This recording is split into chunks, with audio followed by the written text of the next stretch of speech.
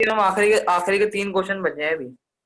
वो आप लोग स्वयं करिए अब, ठीक है? वो कर सकते हैं आप लोग। फिर भी नहीं आएगा तो मैं बता दूंगी, ठीक है बेटा? ठीक है, क्या बोला यश मैंने? Yes ma'am. मत पढ़ाइए। आप खुद करिए, सारे मैंने प्रश्न करवा दिए, 2-3 तो आप कर दीजिए अब। ओके, अगर फिर भी आपको समझ में नहीं आएगा तो मैं बता दूंगी इस चैप्टर के बाद। क्लियर है अब? Yes ma'am. ओके, ओपन कर लीजिए जब तक मैं स्क्रीनशॉट ले रही हूँ। बस हो गया आपकी।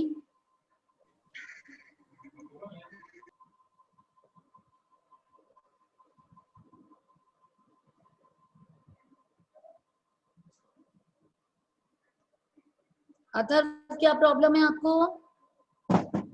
मैम हाँ बोलो बेटा। मैं रीड क्या बोल रही हूँ? मैं आई रीड। हाँ, आई रीड। अभी रुको, पहले मुझे बताने दो, है ना? मैं अपने आप ही रीड करूंगी, बुक मेरे पास है।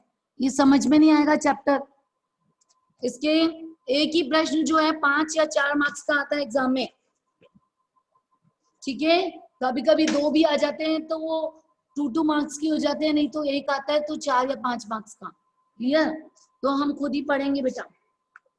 देखिए, माता का अंचल, अंचल मतलब क्या होता है? आंचल या गोद, ठीक है? इस पाठ का नाम क्या है? माता का अंचल। जब मैं बोलूंगी तभी आप लोग बोलेंगे, पूछेंगे मुझसे, बीच में कोई डिस्टरबेंस नहीं करेगा,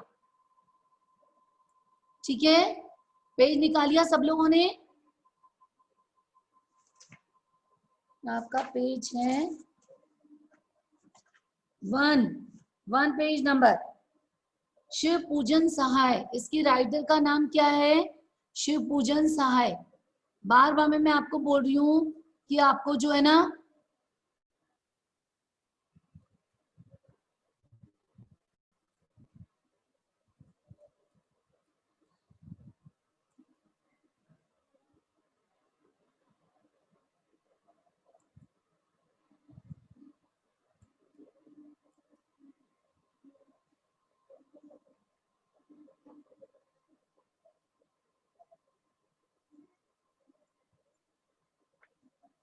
आप लोग ध्यान से पढ़ेंगे इसको। पेज नंबर 1, माता का अंचल, इसका मतलब होता है गोद या आंचल। शिव पूजन सहाय इसके लेखक हैं, जो क्या बोल रहे हैं पहले जनरली आपको बता देती हूँ सिंपल लैंग्वेज में। इसमें लेखक जो है अपने बचपन की स्मृतियों के बारे में वर्णन कर रहे हैं। जब वो छोटे बच्चे थे तो अपने पिताजी के समय साथ ही अधिकतर समय व्यतीत करते थे, और उनकी माता जी जो थे उनको नहलाने धुलाने का कार्य भी जो उनके पिताजी करते थे। माता जी सिर्फ उनको खाना खिलाने का काम करती थी, और उनके साथ ही थी पूजा करते थे अपने पिताजी के साथ। और जैसे वो उसके पिताजी पूजा करते थे वैसे ही वो सब भी अनुसरण करते थे। जैसे माथे पर तिलक लगाया तो उन्होंने भी लगाया, और मछलियों को डेली रूटीन था कि आटा खिलाते थे, तो उनके साथ साथ वो भी कंधे पर बैठकर जाते थे। उनके साथ खेल खेलते थे अनेक प्रकार के। पहले तो अधिकतर कुश्ती और दौड़ भाग ही होते थे, खेल कम खेल होते थे, जैसे बाहर खेलने वाले खेल होते थे। तो वो सब खेल जो है लेखक अपने पिताजी के साथ खेलते थे, अपने साथियों के साथ भी खेलते थे। इस पाठ में यही बताया गया है, एक बार जब अपने मित्रों के साथ लेखक खेल रहे थे तो क्या होता है, खेलते खेलते जो है वो उनको झाड़ियों के बीच में एक सांप दिखता है।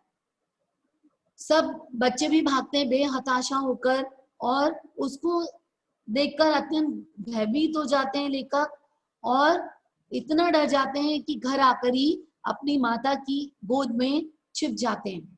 और बस इसका मीनिंग यही है कि माता की इतना, जबकि वो पिताजी के साथ ही अधिकतर समय व्यतीत करते थे, लेकिन जब बच्चा संकट के समय होता है तो सिर्फ वो माता की गोद में या माता की आंचल में ही स्थान ग्रहण करता है, और उसको वो स्थान सुरक्षित महसूस लगता है, उसको यह स्थान बहुत ही सुरक्षित लगता है। इस कारण से लेखक भी माता की गोद में आते हैं और अपने आप को सुरक्षित महसूस करते हैं। ठीक है, अब मैं पढ़ रही हूँ। शिव पूजन सहाय ने क्या बोला है, जहां लड़कों का संग तहां बाजे मृदंग, जहां बुड्ढों का संग तहां खर्चे का तंग। इस पंक्तियों के माध्यम से बता रहे हैं कि लड़कों का संग जब होता है, साथ होता है, तो क्या होता है, ऐसा लगता है जैसे हम वाद्य यंत्र बजा रहे हैं। मृदंग मतलब क्या होता है, म्यूजिकल इंस्ट्रूमेंट या वाद्य यंत्र। तो इसमें इसके बारे में वर्णन किया गया है। और बूढ़े मतलब जो बुजुर्ग व्यक्ति होते हैं, उनका साथ कैसे लगता है कि ता खर्चे का तंग, वो बहुत ही सीमा तक, कम सीमा तक जो है पैसे खर्च करते हैं। इसलिए बोला है कि जहाँ बुड्ढों का संग तहाँ खर्चे का तंग। वो जहां पर खर्चा करना होता है वृद्ध व्यक्ति वहीं पर ही करते हैं, तो इसीलिए कम खर्चीले होते हैं। ठीक है, हमारे पिता तड़के, तड़के का मतलब होता है सुबह, उठकर निपट नहा धोकर पूजा करने बैठ जाते थे। लेखक अपने पिताजी के बारे में वर्णन कर रहे हैं। हम बचपन से ही उनके संग लग गए थे, माता से केवल दूध पीने तक ही नाता था, इसलिए पिता के साथ ही हम भी बाहर की बैठक में ही सोया करते थे। वे अपने साथ ही हमें उठाते नहला धुलाकर पूजा पर बिठा देते थे। हम भभूत का तिलक लगाने के लिए उनको दिक करने लगते थे, मतलब फोर्स करना, और कुछ हंसकर, कुछ झुंझलाकर और कुछ डांट कर हमारे चौड़े लिलार पर, लिलार मतलब क्या होता है, मस्तक पर, वो तिलक लगा देते थे। और त्रिपुंड, त्रिपुंड मतलब क्या होता है, जैसे आपको पता है चंद्रमा के आकार में जो है तिलक लगाते हैं पंडित लोग, है ना, तो वैसे ही वो पिताजी भी तिलक लगा देते थे लेखक के माथे पर। सिर में लंबी लंबी जटाएं थी, बबूत रामाने में हम खासे बम बोला बन जाते थे, मतलब उनके बाल ऐसे थे जैसे साधु सन्यासी की जटाएं होती हैं, वैसे ही लेखक के बड़े बड़े बाल थे। पिताजी हमें बड़े प्यार से भोलानाथ कहकर पुकारते थे, पर असल में हमारा नाम तारकेश्वर नाथ था। हम भी उनको बाबूजी कहकर पुकारा करते और माता को मैया। आ रहा है समझ में, ये सिंपल लैंग्वेज है। जब बाबूजी रामायण का पाठ करते तब हम उनकी बगल में बैठे बैठे आईने में अपना मुंह निहारा करते थे। जब वे हमारी ओर देखते, कुछ लज्जा कर, कुछ मुस्कुरा कर आईना नीचे रख देते थे और वह भी मुस्कुराने पड़ते थे। पूजा पाठ कर चुकने के बाद राम राम लिखते थे। अपनी एक राम नाम बही पर 1000 नाम लिखकर वे उसे पाठ करने की पोथी के साथ बांध कर रख देते थे। मतलब उनके पिताजी की दिनचर्या थी, ना धोकर वो राम राम की एक पुस्तक थी, की कॉपी थी, जिसमें वो 1000 नाम राम राम करके लिखते थे, और जब वो राम राम करके समाप्त कर देते थे तो उन पुस्तकों को बांध कर रख देते थे। और फिर 500 बार कागज के छोटे छोटे टुकड़ों पर राम नाम लिखकर आटे की गोलियों में लपेटते और उन गोलियों को लेकर गंगा जी की ओर चल पड़ते थे। ये इनकी दिनचर्या थी। उस समय भी हम उनके कंधे पर विराजमान रहते थे। लेखक कहाँ बैठते थे? अपने पिताजी के कंधे पर। जब वे गंगा में एक एक आटे की गोलियां फेंककर मछलियों को खिलाने लगते, तब हम उनके कंधे पर बैठे बैठे ही हंसा करते थे। और जब वे मछलियों को चारा देकर घर की ओर लौटने लगते, तब बीच रास्ते में झुके हुए पेड़ों की डालों पर हमें बिठाकर झूला झुलाते थे। कभी कभी बाबूजी हमसे कुश्ती भी लड़ते थे। उनके पिताजी के साथ वो जो जो खेल खेलते थे उनके बारे में वर्णन कर रहे हैं। फिर शिथिल होकर, मतलब थक कर, हमारे बल को बढ़ावा देते थे और हम उनको पछाड़ देते थे। मतलब कुश्ती लड़ते समय उसके पिताजी जानबूझकर उनसे हार जाते थे और वे उतान पड़ जाते थे। हम उनकी छाती पर चढ़ जाते थे, उनकी लंबी लंबी मूंछों को उखाड़ने लगते थे। हंसते हंसते हमारे हाथों को मूंछों से छुड़ाकर उन्हें चूम लेते थे। फिर जब उनसे हमसे खट्टा मीठा चुम्मा मांगने लगते तो हम बारी बारी करके अपना बायां और दाहिना गाल उनके मुंह की ओर फेर देते थे। बाएं का खट्टा चुम्मा लेकर जब वे दाहिने का मीठा चुम्मा लेने लगते तब वे अपनी दाढ़ी या मूंछ हमारे कोमल गालों पर गड़ा देते थे। हम झुंझलाकर फिर उनकी मूंछें नोचने लगते थे। इस पर बनावटी रोना रोने लगते थे और हम अलग खड़े खड़े खिलखिलाकर हंसने लग जाते थे। उनके साथ हंसते हंसते जब हम घर पर आते तब उनके साथी हम भी चौके पर खाने पर बैठ जाते थे। मतलब उनके पिताजी के साथी वो भी चौक था आंगन, मतलब उस पर बैठ जाते थे। वह हमें अपने हाथ से फूल के कटोरे में गोरस और भात सानकर, क्या बोलते हैं, गाय का वो जो होता है पहले उसमें दूध में सत्तू मिलाकर या आटा मिलाकर पकाया जाता था, तो उसको गोरस और भात बनाकर, आटा और वो सब वो ना गाय का दूध हो गया, उसमें चीनी डाल दी या जो भी मिलाते थे वो, तो सान कर मतलब मिलाकर या गूंथ कर खा लेते थे। जब हम खाकर अफट जाते मतलब पेट भर जाता था उनका, तब मैया थोड़ा और खिलाने के लिए हट करती थी। मतलब उनकी माताजी उनको फोर्स करती थी कि और खाने के लिए, और वह बाबूजी से कहने लगती आप तो 4-4 दाने के और बच्चे के मुंह में डाल जाते हो। इससे वह थोड़ा खाने पर समझ लेता है, फिर बहुत खा गए, अब खिलाने का ढंग ही नहीं जानते। बच्चे को मुंह खिलाना चाहिए, मतलब पेट भर का खाना खिलाना चाहिए। जब खाएगा बड़े कौर तब पाएगा दुनिया में ठौर। ठौर मतलब होता है स्थान पाना। उसकी माताजी उनको इन पंक्तियों के माध्यम से बोल रही है। यस भावना, क्या कह रहे हैं भावना? भावना मैम दिया को अंदर ले लो।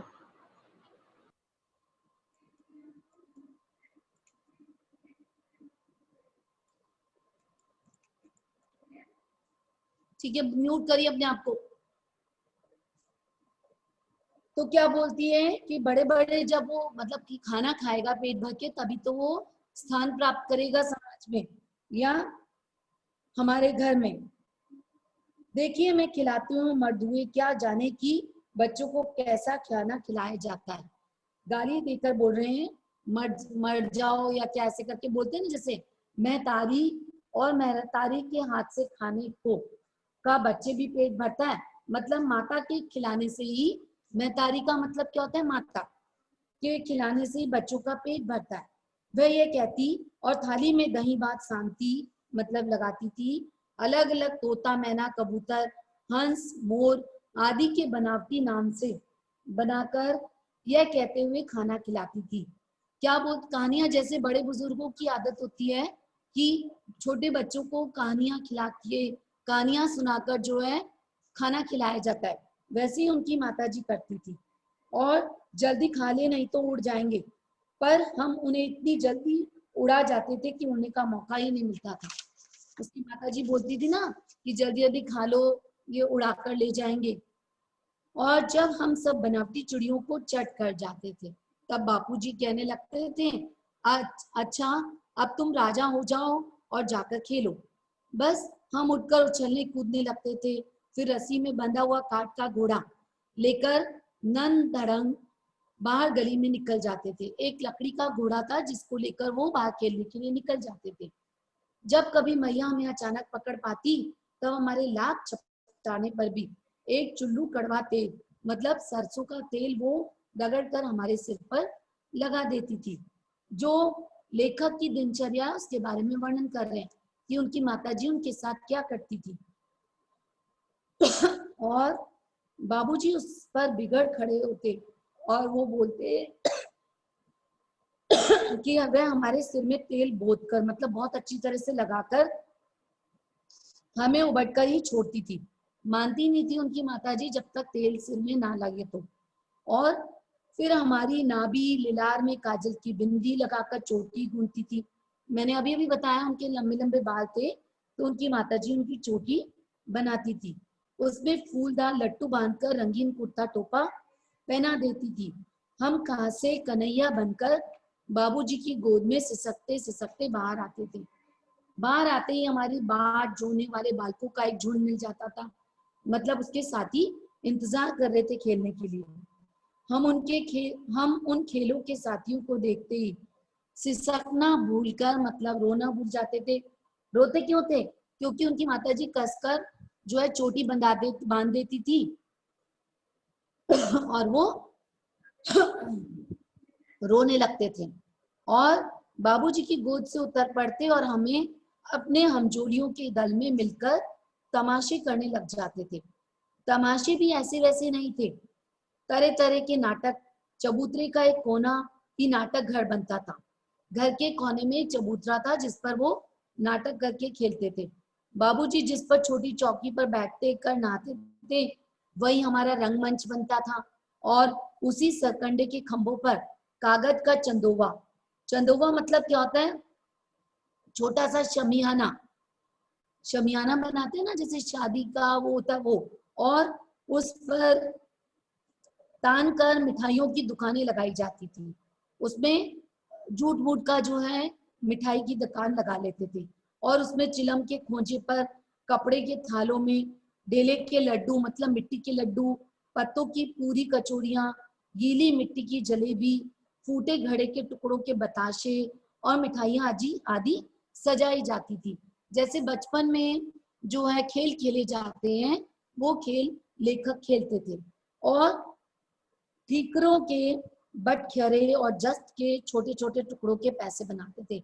जो कंकड़ होते थे ना, उसके वो पैसे बनाते थे। हम ही लोग खरीदार और हम ही लोग दुकानदार थे।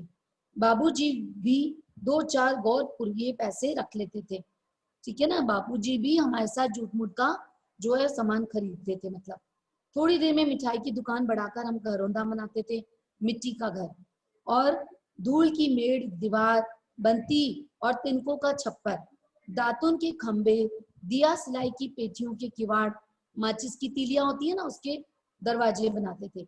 घड़े के मुबड़े की चूल्हा चौकी, मतलब भोजन करने का जो सामान होता था ना वो, दिए की कढ़ाई और बाबूजी की पूजा वाली आचमन कलछी बनती थी। बाबूजी जिससे हवन करते थे, वो लकड़ी की कड़छी थी ना, उसको वो क्या करते थे, कड़छी बना देते थे। खाने पीने का सामान डालने वाला, पानी के घी, धूल के पिसान, बालू की चीनी से हम लोग ज्योननाद, मतलब भोजन की जो जितना भी सामग्री थी ना भोजन करना, वो करते थे और तैयार कर लेते थे। हम ही लोग ज्योननाद करते थे, मतलब हम ही लोग भोजन बनाते थे और हम ही लोग भोजन करते थे। ज्योननाद का मतलब होता है भोजन करना। जब पंगत बैठ जाती थी तब बाबूजी धीरे धीरे से आकर पात के अंत में जीमने लगते थे। बाबूजी भी उस पत्ते के जो हम भोजन लगाते थे, जूट मूट के पत्ते खाना बनाते थे ना, उसी में बाबूजी भी वहां पर आकर खाते थे और जीमने के लिए बैठ जाते थे। उनको बैठते देखकर हम लोग हंसकर और घरौंदा फाड़कर भाग चलते थे। मतलब हम जो मिट्टी के मकान बनाते थे, उसको हम तोड़कर भाग जाते थे। वह भी हंसते खेलते लोटपोट हो जाते थे और कहने लगते, फिर कब भोज होगा हमारा भोलानाथ। जो जो का खेल खेलते थे उनका वर्णन यहाँ पर किया जा रहा है। बचपन में लेखक के द्वारा जो खेल खेले जाते थे उनका यहाँ पर वर्णन किया गया है। कभी कभी हम लोग बारात का जुलूस भी निकालते थे। कनस्तर का तंबूरा बजता था, मिट्टी का सॉरी वो था ना कंटेनर बोलते हैं जिसका, टीन का, उसका हम क्या बना लेते थे, ढोलक बना लेते थे। और अमोले को घीस कर, अमोले मतलब क्या होता है, आम के पेड़, आम का जो उगता हुआ छोटा सा पौधा होता है ना, वो उसको घीस कर हम शनाई बजाते थे। और टूटी चूहेदानी की पालकी बनती थी। जो हमारे घर में चूहेदानी थी जो टूटी हुई थी, उसको हम पालकी बना लेते थे। हम समधी बनकर बकरे पर चढ़ लेते थे और चबूतरे के कोने में चलकर बारात दूसरे कोने में होती थी। झूठ मूठ के खेल खेलते थे ना, तो उनके बारे में वर्णन कर रहे हैं। और वहां काठ की पटरियों से घिसे, गोबर से लिपे, आम और केले की टहनियों से सजाए गए छोटे मोटे आंगन में कुल्हड़ी का कलसा रखा होता था। मिट्टी के बर्तन होते हैं ना जो छोटे छोटे, उसका थोड़ा सा कुल्हड़ होते हैं ना, उसको बोलते हैं। वहां पर कलसा रखा जाता था। वही पहुंचकर बारात लौट आती थी। मतलब एक चक्कर काटते थे और वापस वहीं पर लौटकर बारात लेकर आ जाते थे। लौट आने पर बाबूजी जो ही ओहार उघार कर दुल्हनिया का मुख निखरने लगते थे।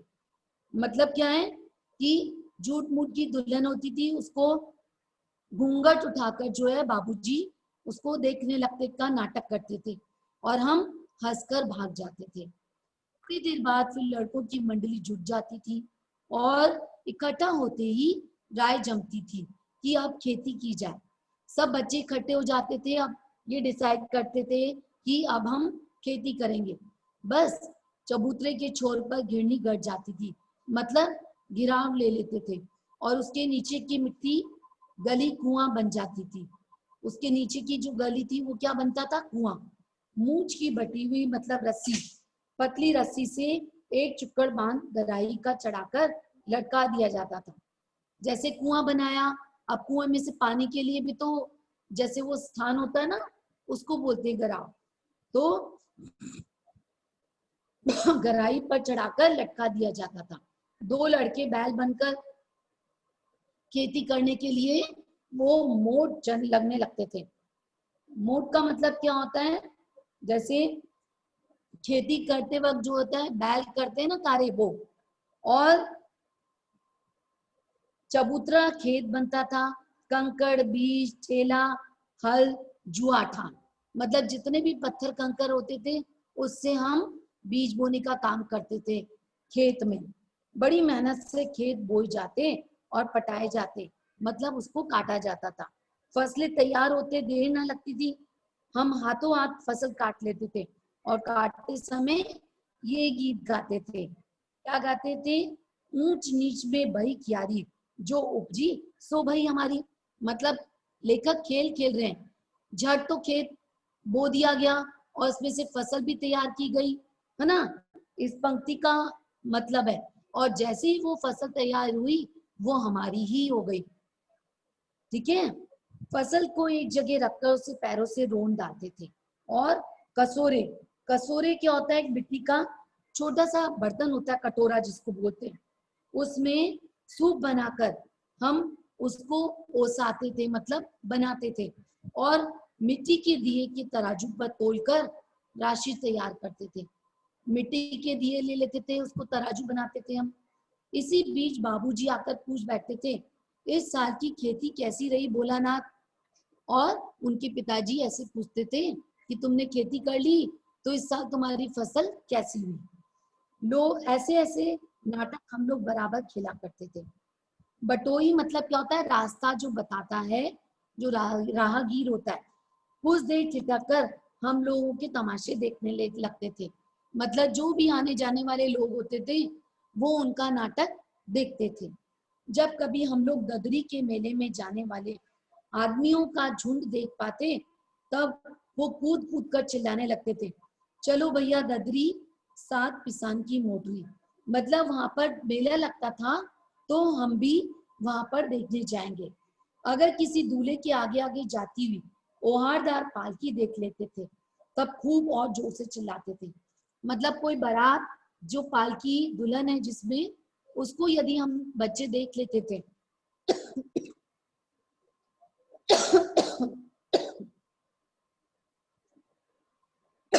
चिल्लाकर बोलते थे,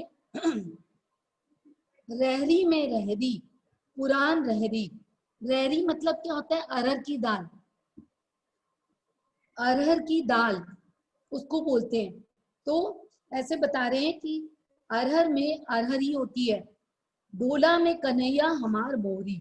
और उस पालकी में वो लेखक बोले उस पालकी में जो है वो हमारी ही दुल्हन है। इसी बात पर एक बार बूढ़े भर ने हम लोगों को बड़ी दूर तक खदेड़ कर ढेलों से मारा था।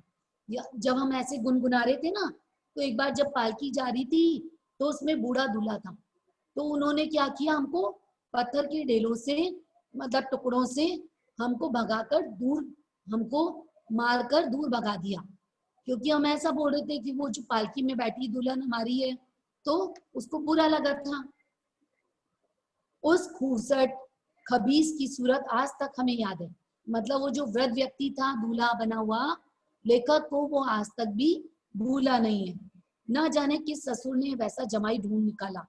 वैसे घोड़ मुआ आदमी हमने कब नहीं देखा कि जिस प्रकार से घोड़े का मुंह होता है उसी प्रकार से उसका मुंह था। तो मुआ मतलब क्या होता है? मरने वाला, मरने योग्य। तो उसको जो है लेखक ऐसे बोल रहे हैं। आम की फसल में कभी कभी खूब आंधी आती थी और आंधी के कुछ दूर निकल जाने पर हम लोग बाग की ओर दौड़ जाते थे। वहां चुन चुन कर घुले घुले गोपी आम चबाते थे। मतलब हम सब मिलकर आम खाते थे। एक दिन की बात है, आंधी आई और पट पड़ गई, मतलब अंधेरा। आंधी जब आई तो आकाश काले बादलों से ढक गया और मेघ गरजने लगे, बादल गरजने लगे और बिजली कौंधने लगी, कड़कड़ाने लगी। ठंडी हवाएं सनसनाने लगी और पेड़ झूमने लगे और जमीन को चूमने लगे। मतलब इतनी जोर से हवाएं चली कि पेड़ झुककर जमीन को छू रहे हो जैसे। हम लोग चिल्ला उठे, एक पैसा की लाई बाजार में छितराई, बरखा उधरे बिलाई। क्या बोल रहे पंक्ति के माध्यम से कि एक पैसा की लाई, हम एक पैसे में जो है सारा काम कर रहे हैं और बाजार में छितराई, मतलब इधर उधर लोग, जब आंधी आ गई ना तो लोग बाग इधर उधर भागने लगे। और बरखा उधरे, अब बरसात आने वाली है तो लोग चिल्ला रहे हैं, बिलाई। लेकिन बरखा ना रुकी, बरसात नहीं रुकी और भी मूसलाधार पानी होने लगा। हम लोग पेड़ की जड़ से धड़ से सट गए। मतलब जहां पर एक पेड़ था उसमें हम खड़े हो गए। जैसे कुत्ते के कान में अठई चिपक जाती है। अठई का मतलब क्या होता है? एक प्रकार का छोटा सा कीड़ा होता है जो आप लोगों ने देखा हो, कुत्ते के कान के आसपास चिपका हुआ रहता है। तो लेखक अपने साथियों के साथ उस पेड़ पर ऐसे चिपक गए थे, मगर बरखा जमी नहीं और थम गई। अभी बरसात जो है वो रुक गई थी। बरखा बंद होते ही बाग में बहुत सारे बिच्छू नजर आने लगे। हम लोग डरकर भागने लगे। लोगों में बैजू बड़ा ढीठ था। संयोग की बात है, बीच में मूसन तिवारी मिल गए। एक आदमी का नाम था। बेचारे बूढ़े आदमी को सूझता कम था। बैजू उनको चिढ़ाकर बोला। हम में से एक बच्चे का नाम था बैजू। तो बुढ़वा बेईमान मांगे करेला का चोखा। क्या बोल रहा है वो बच्चा कि ये वृद्ध व्यक्ति बहुत ही कपटी है या बेईमान है, और ऐसे लग रहा है कि करेले का चोखा, चोखा मतलब होता है छिलका, कि वो व्यक्ति उसको कैसे नजर आ रहा है? जैसे कड़वा करेला होता है, उसका छिलका होता है, उस प्रकार से वो वृद्ध व्यक्ति दिखाई दे रहा है। हम लोगों ने भी बैजू के सुर में सुर मिलाकर चिल्लाना शुरू कर दिया।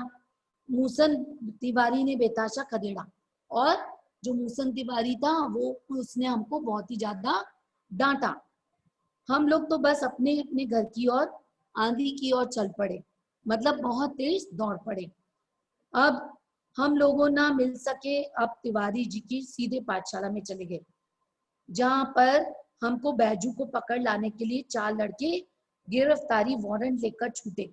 मतलब मास्टर जी ने हमारी क्लास ली और उधर ज्यों ही हम लोग घर पहुंचे त्यों ही गुरुजी के सिपाही हम लोगों पर टूट पड़े।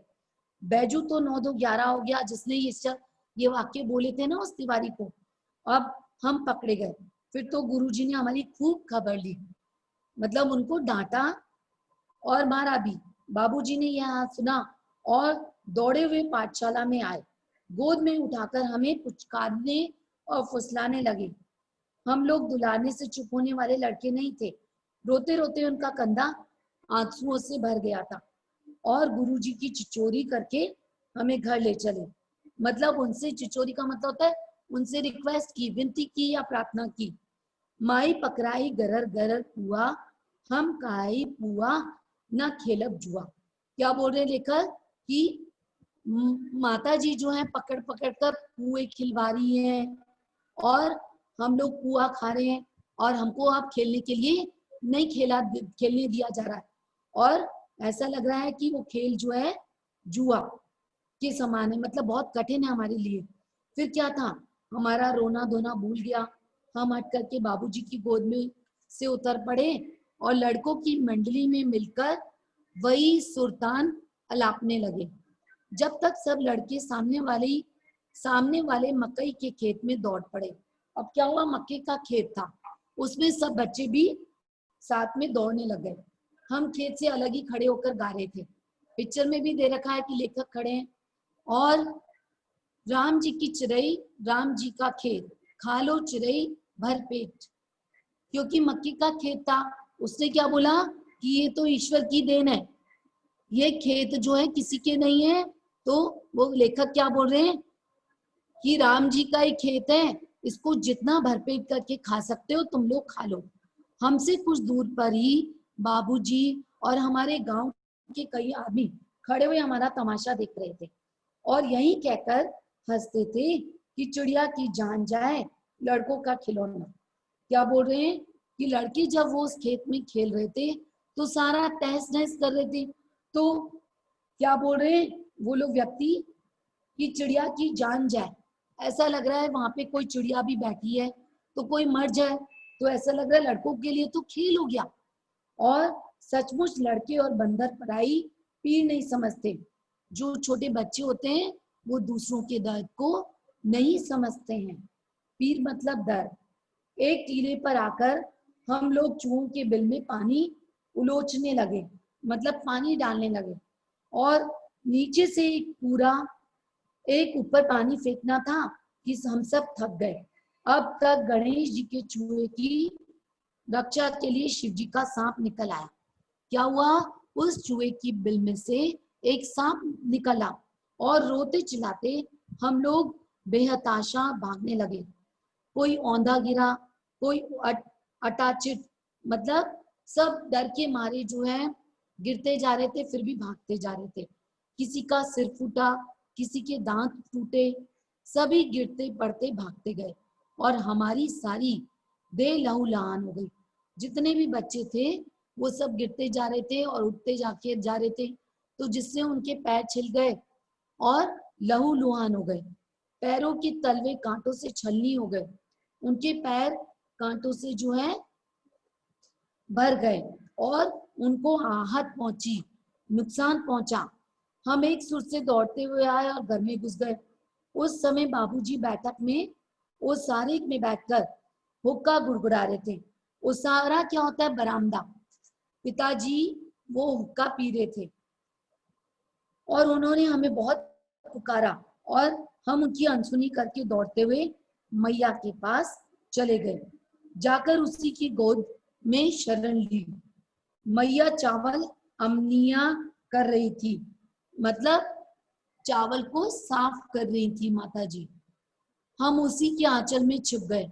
हम डर के मारे कांपते हुए जोर जोर से रो पड़े, और डर गए थे और लेखक कांप गए, तो मैया भी जो है वो काम छोड़कर जोर से रो पड़ी।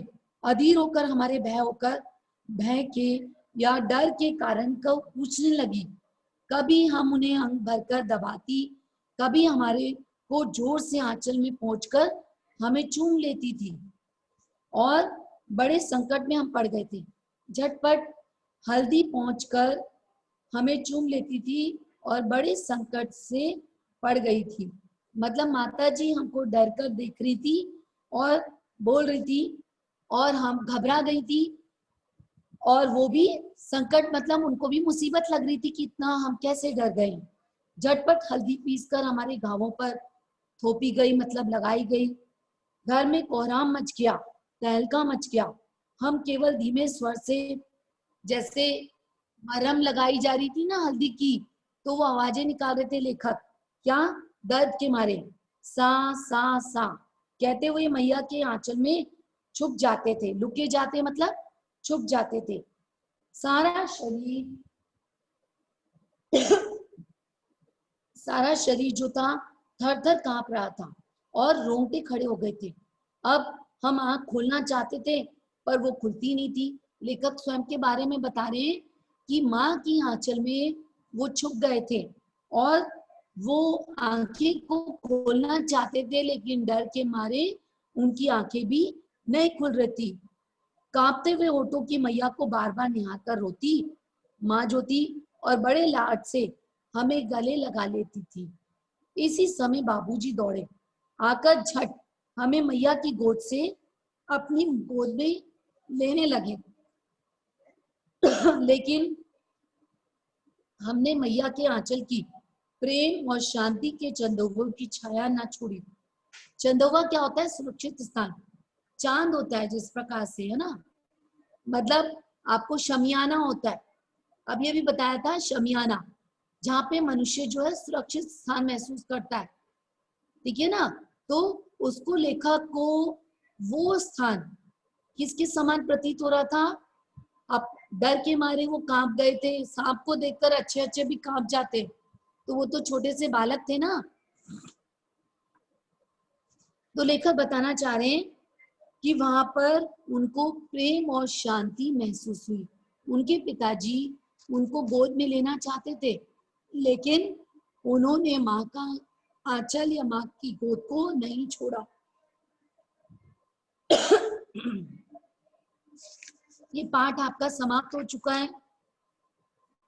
आप लोगों को समझ में आ गया होगा माता के आंचल में लेखक ने अपने बचपन की स्मृतियों का वर्णन किया है। लेखक जब छोटे थे किस प्रकार से अपने पिताजी के समय साथ अधिकतर समय व्यतीत करते थे, लेकिन जब उनके ऊपर विपत्ति या संकट का समय आया, तब उन्होंने माता की गोद में शरण ली थी।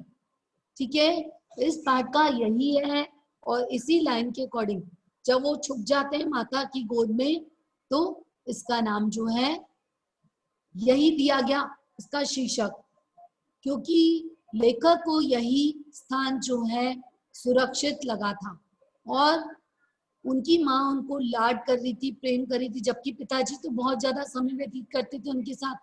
फिर भी एक माँ की गोद या माँ का आंचल जो होता है बच्चे के लिए स्नेहपूर्ण और सुरक्षित स्थान माना जाता है।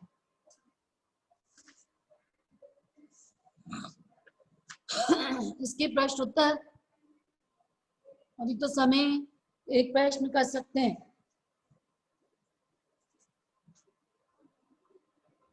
प्रस्तुत पाठ के आधार पर यह कहा जा सकता है कि बच्चे का अपने माँ से भी अधिक पिता से जुड़ाव था, फिर भी विपदा के समय वह पिता के पास न जाकर माँ की शरण ही लेता है। आपकी समझ में इसकी क्या वजह हो सकती है? क्वेश्चन नोट करिए और आंसर लिखेंगे, क्योंकि लेखक को वो स्थान सुरक्षित महसूस हो रहा था। लिखिए,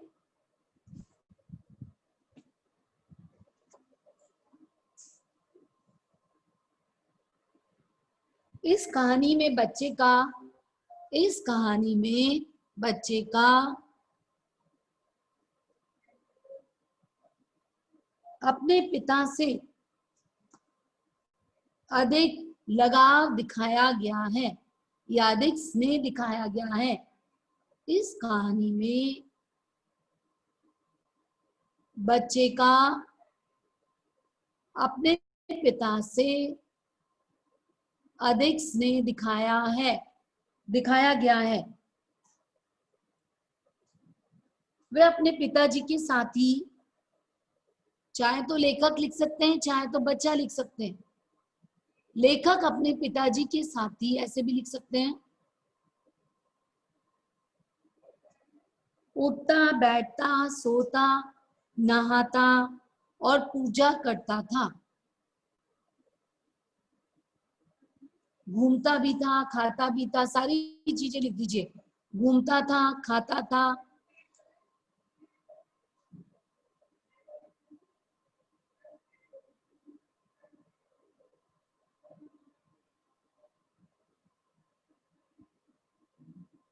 लेखक का उसकी माता से केवल दूध पीने तक ही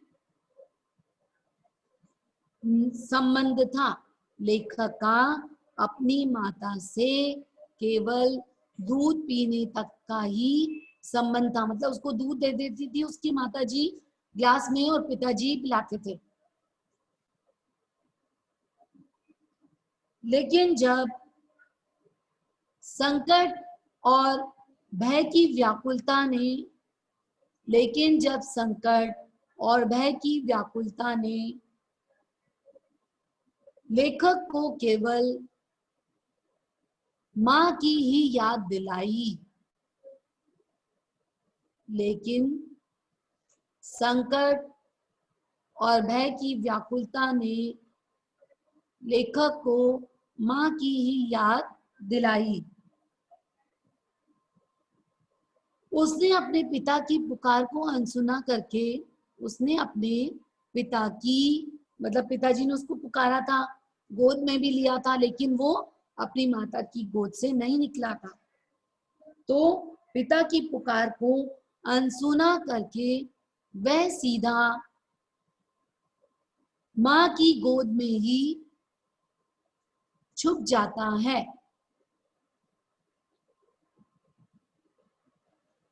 पिता की पुकार को सुनकर अनसुना करके वह माता की गोद में ही जा छुपता है।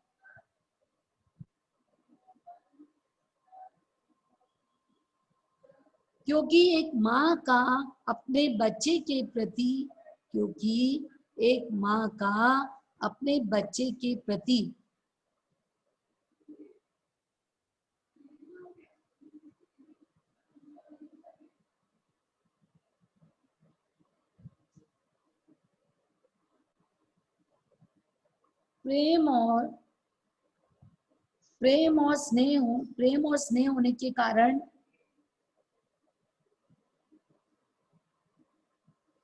प्रेम और स्नेह होने के कारण भावनात्मक संबंध होता है। प्रेम और स्नेह के कारण भावनात्मक संबंध होता है।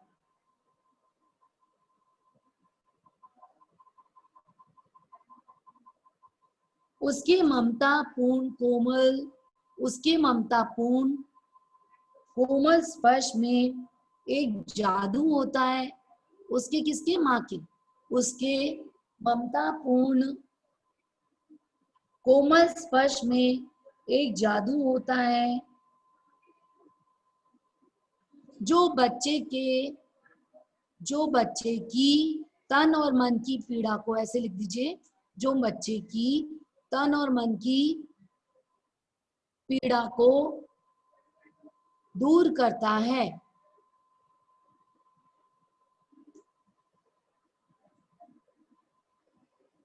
स्नेह और प्रेम तो उसके पिताजी भी करते थे।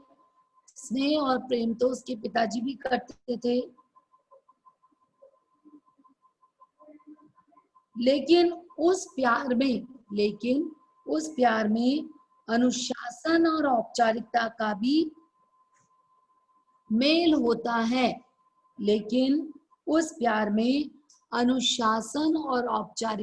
भी मेल होता है।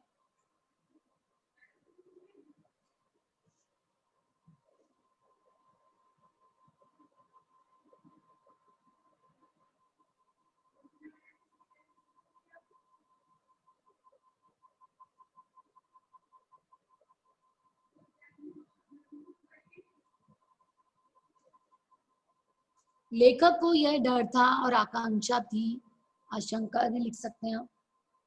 लेखक को यह डर था और आशंका थी कि अपनी शरारत के कारण लेखक को यह भय और आशंका थी कि अपनी शरारत के कारण हुई दुर्दशा को देखकर उसके पिताजी उसे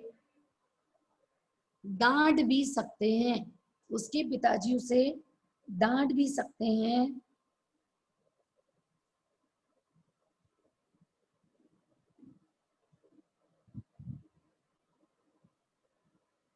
अतः बच्चे की दशा को देखकर, अतः बच्चे की दशा को देखकर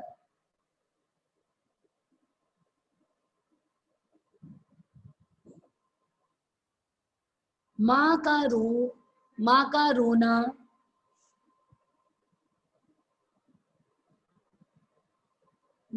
रोना इस समस्या का समाधान कर देता है, इस समस्या का समाधान कर देता है।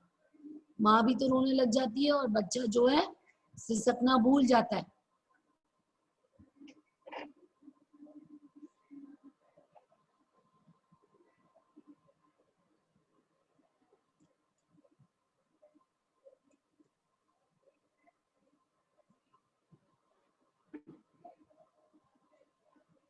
कोई प्रॉब्लम तो नहीं है? आपका टाइम हो गया है, आप फिर भी पूछ सकते हैं अगर किसी को कोई परेशानी या दिक्कत है तो। यस, अनम्यूट करके बोलिए।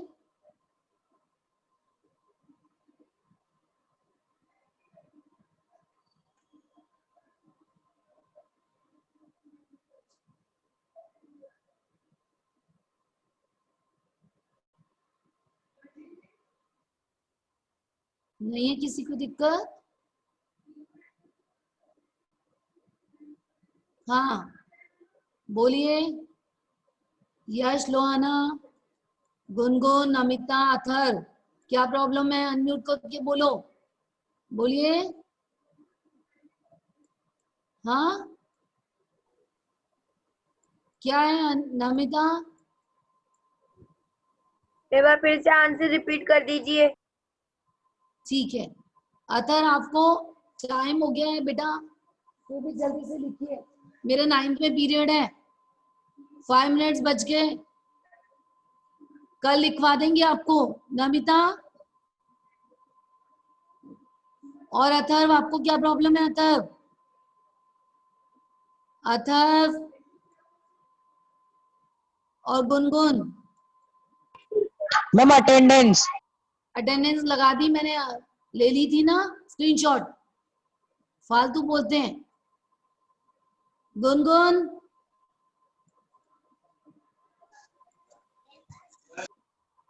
क्या बोल रहे हैं गुनगुन?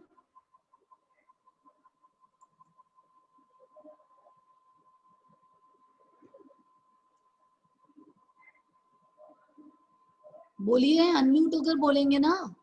गुनगुन, आज ही आई हैं आप? बोलो गुनगुन। नोटबुक में करने हैं क्या? Mummy question answers. हाँ तो और क्या, जो पाठ पढ़ाए तो करते हैं ना हम।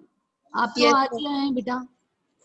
मैम हम ले ही नहीं पाते थे, पापा जल्दी चले जाते थे ना, इसलिए। अच्छा ठीक है, अब पूरा काम करिए फिर बेटा, और जो समझ में नहीं आता आप मुझसे पूछिएगा। यस मैम, हाँ थैंक यू मैम। ओके।